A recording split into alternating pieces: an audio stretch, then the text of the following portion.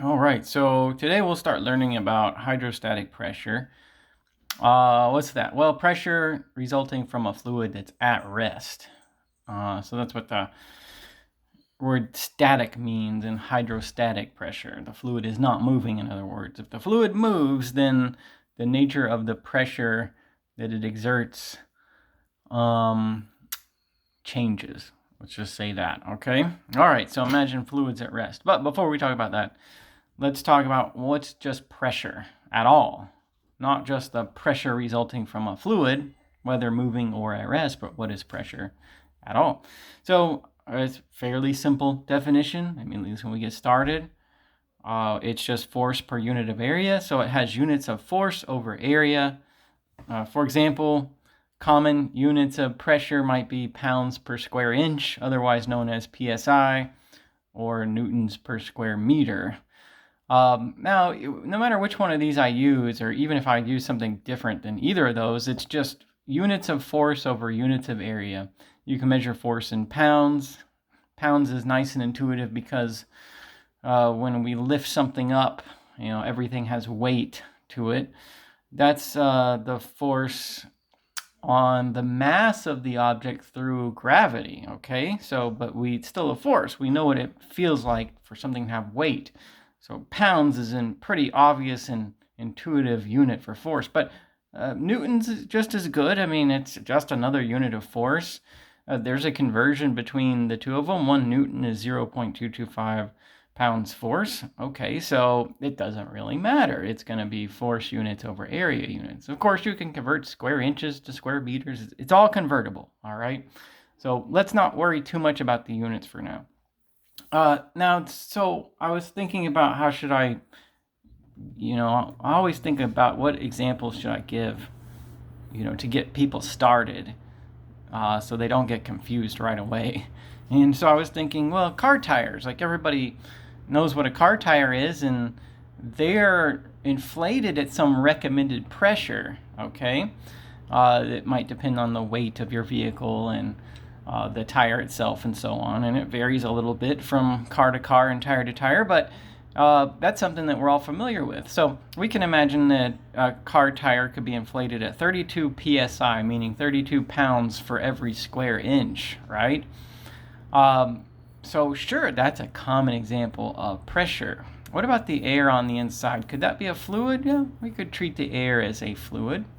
It's reasonable to do that, but let's not worry about it. Let's say that the pressure inside the tire is 32 pounds for every square inch. What does that mean?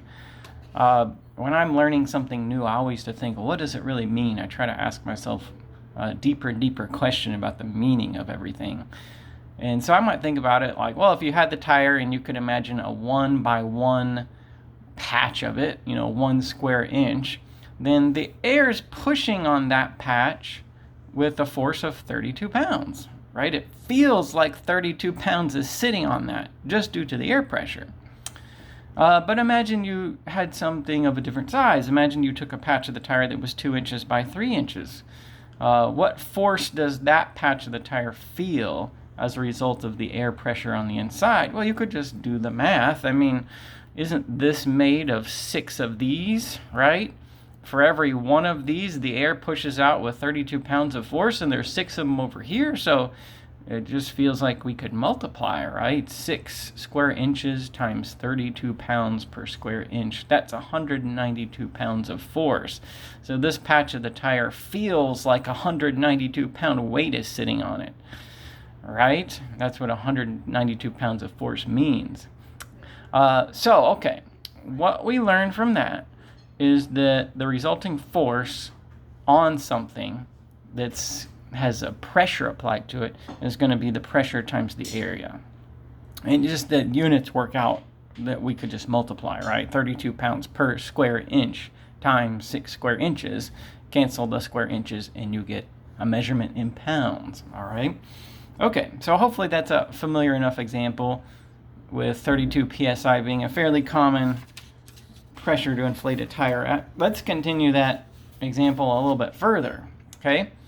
So imagine you had the car tire and it's inflated at 32 pounds per square inch, and Also imagine that, if the car were just sitting on the road, let's say, okay, not moving, not driving, just sitting there, then a portion of the tire would kind of flatten out and smush up against the road.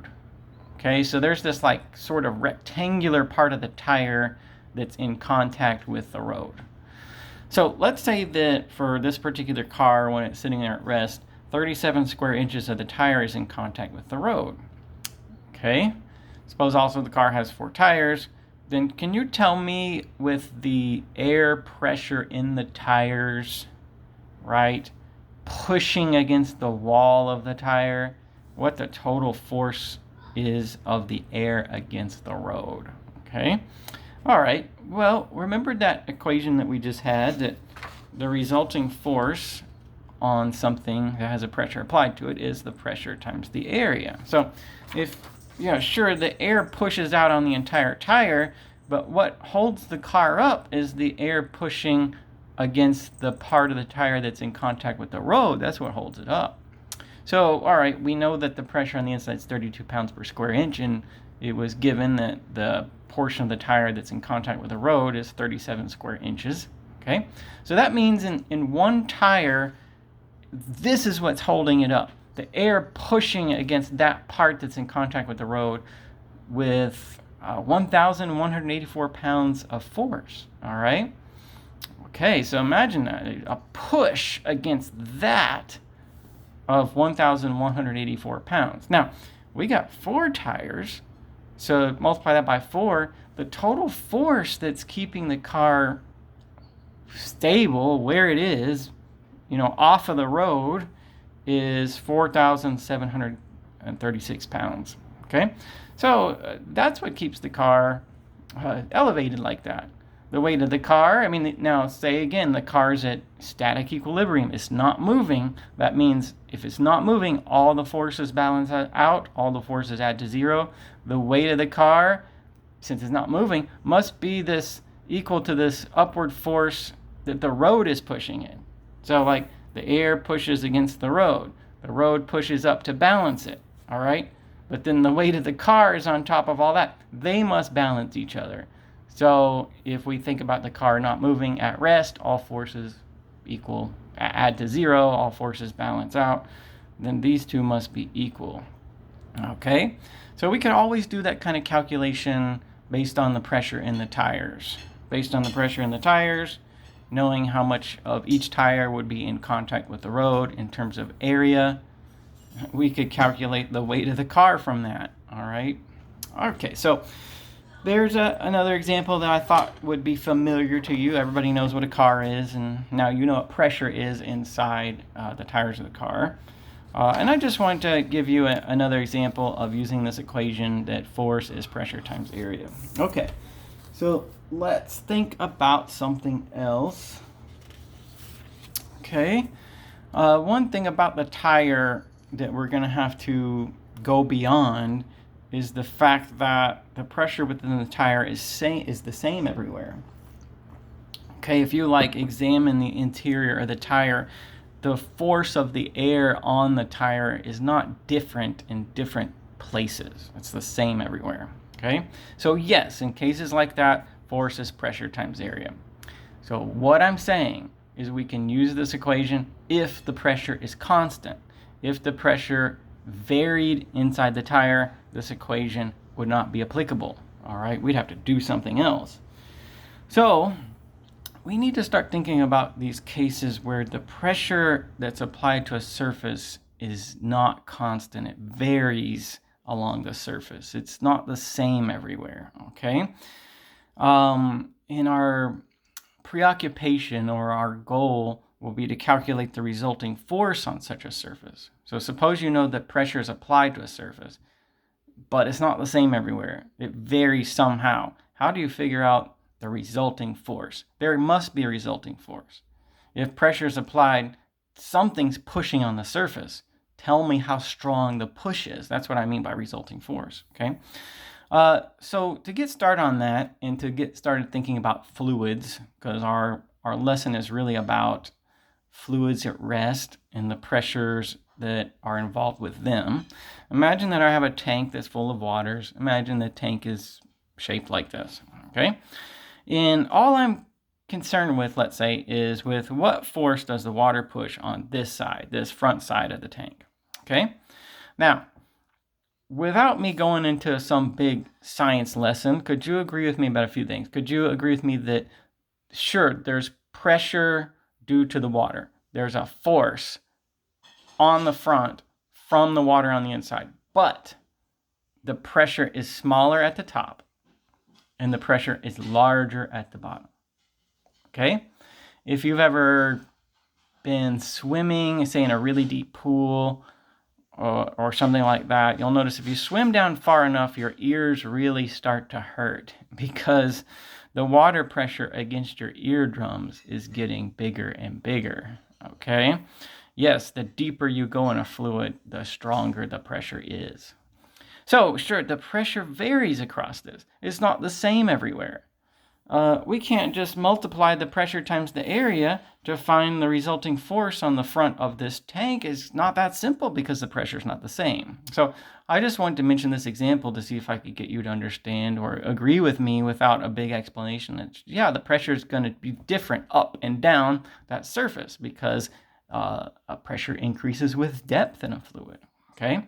All right. So the way that we would calculate the resulting force on the front of that tank is with calculus, specifically sum integration technique. Okay? All right, but we'll get to that in a minute. I just wanted to get you thinking about that, so file that away. We'll come back to it. Let's take that example and just develop the fluid aspect of it. How do you measure the pressure within a fluid? Let's not worry about the tank for now, okay? So we need just like 2 thinking points, okay? So 2 things to keep in mind to judge how you look at problems. At any given point in a fluid, the pressure depends on 2 things: the depth, and what do I mean by the depth? Because that could be a little bit tricky. What I mean by depth may not be what you initially think of it as. But when I say depth, I mean with respect to the fluid above the point. Okay? So at a given point, how much fluid is above that point? That's what the depth is. Okay? And then the pressure also depends on the weight density of the fluid. And that will be some measurement in weight over volume. Okay, like pounds per cubic foot or something like that. Okay, that's different than density. What's density? Density is mass per unit of volume. And mass and weight are not the same thing. Okay, weight is calculated by knowing the mass of something along with whatever the gravitational constant is. So anyway, so that's all we need to know to calculate the pressure at a certain depth in a fluid, okay? So here's the equation. It's just multiplication. The pressure is equal to the weight density times the depth, okay? We need to have agreeable units between the 2 of those. Like if we're using pounds per cubic foot, then the depth will also need to be in feet, but that probably won't surprise you. Okay? Now, as a disclaimer, one thing that I'm doing in my lessons in calculus class is that we will ignore any external pressures that are involved. Okay? So we might have a container with fluid in it, say like a swimming pool or something like that, and there are external pressures, outside of the swimming pool, such as atmospheric pressure.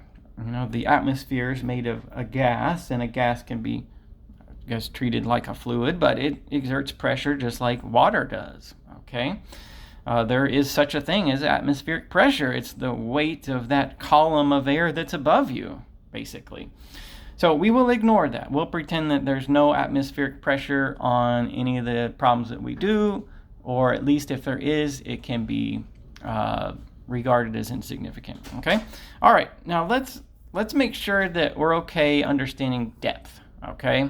Because that's the part I'm worried that you might either misunderstand or overlook whenever we're doing problems.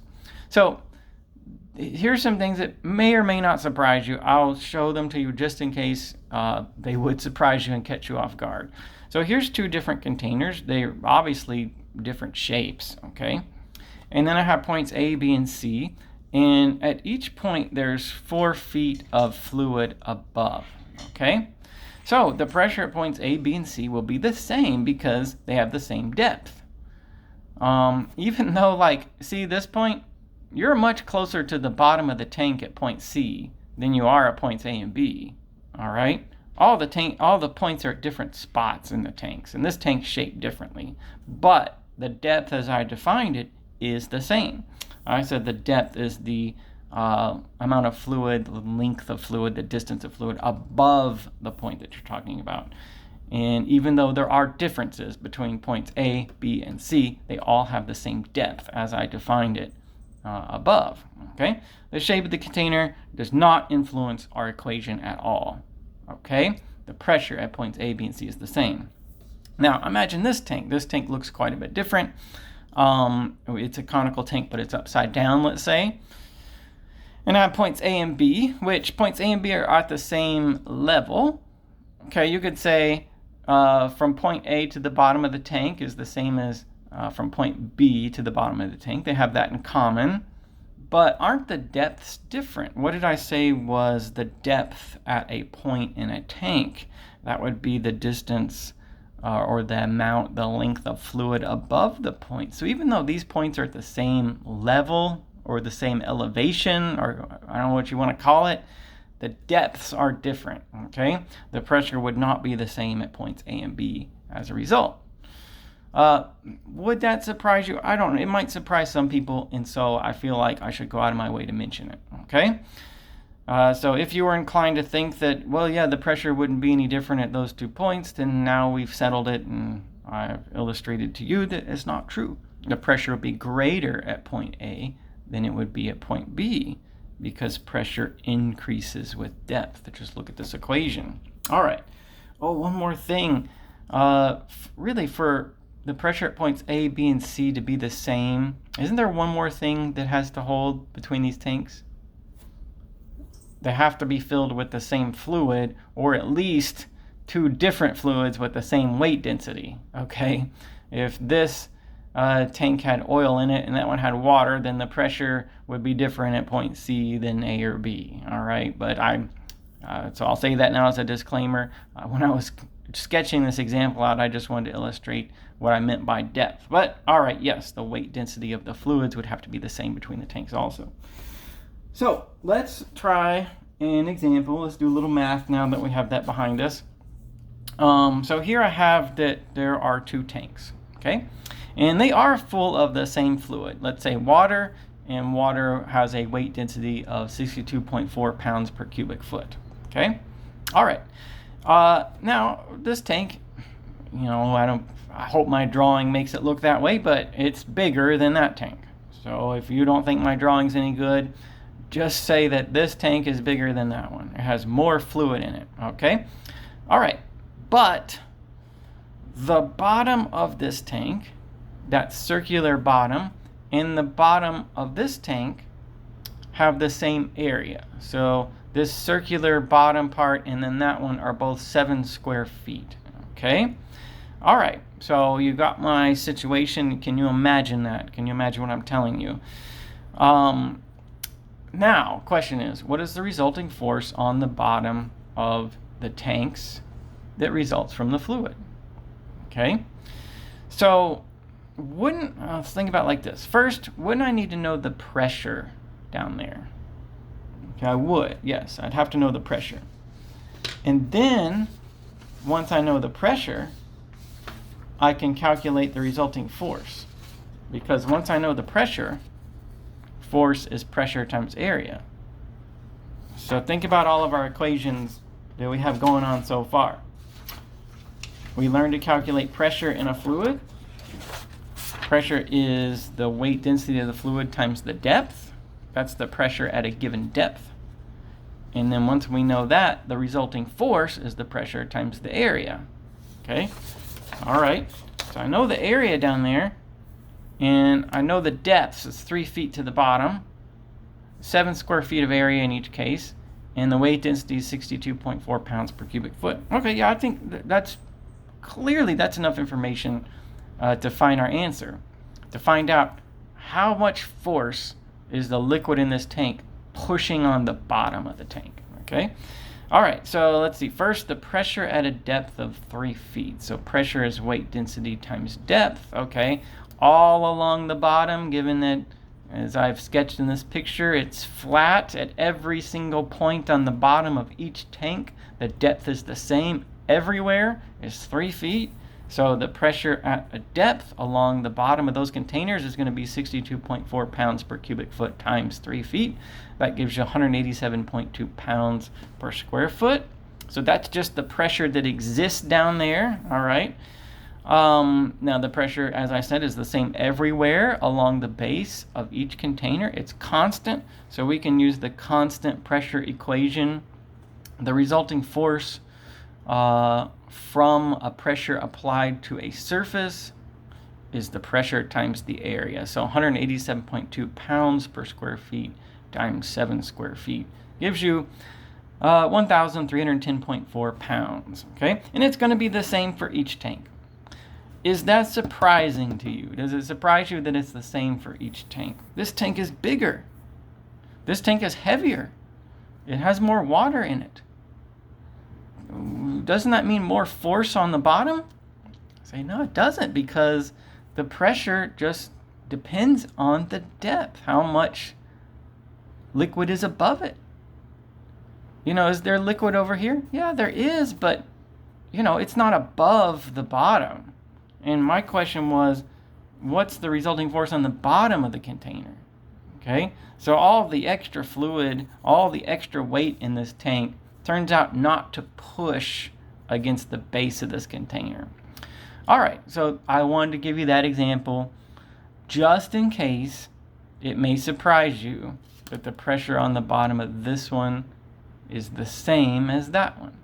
Okay, I'll have to let go of the notion that this tank is larger and for some reason that would make it different, because it's not true.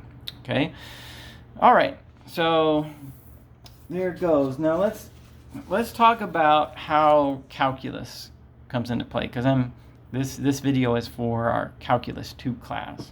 So far we haven't done any calculus. Just tried to get you thinking about some concepts. Now let's go back to this example. I brought this up a little bit earlier because I wanted to start talking about pressure within a fluid. Okay, so here I'll remind you of this tank again. So this tank's full of fluid, and we agreed that the pressure is lower at the top and higher at the bottom. Now we know why, because I told you how pressure within a fluid just depends on the depth. So sure, it's greater at the bottom where the depth is greater than it is at the top. All right. The fluid is pushing against the face of this tank weaker here than it is down there. All right. So the pressure is not constant. And so what did I say? I'll remind you. It's, as I teach, I don't think it's a bad thing to remind the students that force is pressure times area only if the pressure is constant. So I can't solve this problem by calculating the pressure in the tank and then multiplying it by the area of the front of the tank. I can't do that because there is no pressure in the tank. It's not constant. It's different everywhere. It gets greater with depth. All right. So if that's the case, how can we calculate the fluid force on the front of the tank? The pressure is not the same everywhere. So our answer is this. We use integration. Okay? Now, sometimes it might not be possible to set up a nice integral that's easy to work. So as an alternative method to using integration, we might do Riemann sums, the trapezoidal rule, Simpson's rule. All of these, Riemann sums, trapezoidal rule, Simpson's rule, they're all ways of estimating integrals anyway. Okay, so if we can't set up a nice integral with a clear method of solution, then we might do one of these other methods of estimating an integral. Okay, but it's going to come down to one of these. All right, so remember that. I'll talk about this in my next video. For now, I want to leave you with the fact that if the pressure is not the same along all parts of a surface, then it will come down to calculus in some manner, as you see here.